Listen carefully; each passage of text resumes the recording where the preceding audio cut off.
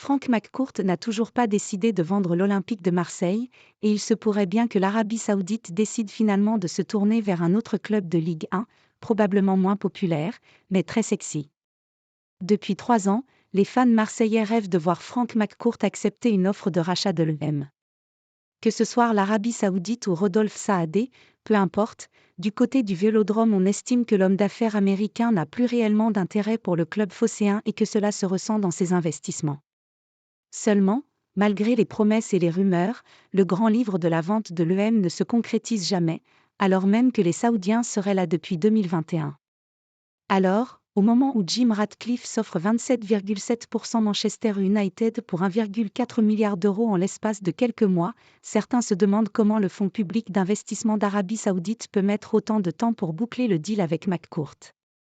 Et depuis 24 heures, une annonce a provoqué un coup de tonnerre autour du Vélodrome et de la commanderie, mais évidemment aussi sur les réseaux sociaux. Elle concerne l'intérêt très affirmé de l'Arabie Saoudite pour un autre club de Ligue 1. Ancien joueur de l'AS Monaco, Jérôme Rotten affirme en effet que des investisseurs saoudiens tournent autour du club de la Principauté. Lieu de villégiature apprécié des milliardaires de toute la planète, Monaco pourrait passer des mains de Dmitri Ribolovlev à celles des Saoudiens. Il faut arrêter de parler de l'Arabie Saoudite à Marseille, car s'ils avaient dû venir, ils seraient venus bien avant.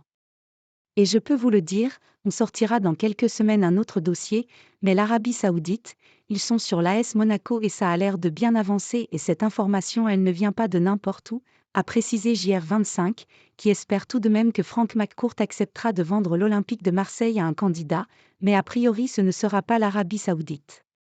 Monaco et l'EM vendus aux Saoudiens, il n'y croit pas.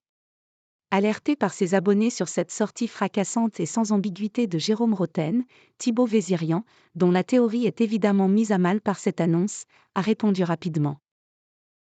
Note de la rédaction, Jérôme Rotten a le droit de donner son avis. C'est curieux comme entente dans un même club le Prince et les Saoudiens. Surtout en étant toqué pour l'EM, a lancé celui qui annonce depuis 2021 que les investisseurs saoudiens se sont offerts ou vont bientôt s'offrir l'Olympique de Marseille. Le feuilleton va donc continuer quelques mois, et le livre que TV prépare sur la vente de l'EM va encore avoir quelques chapitres supplémentaires.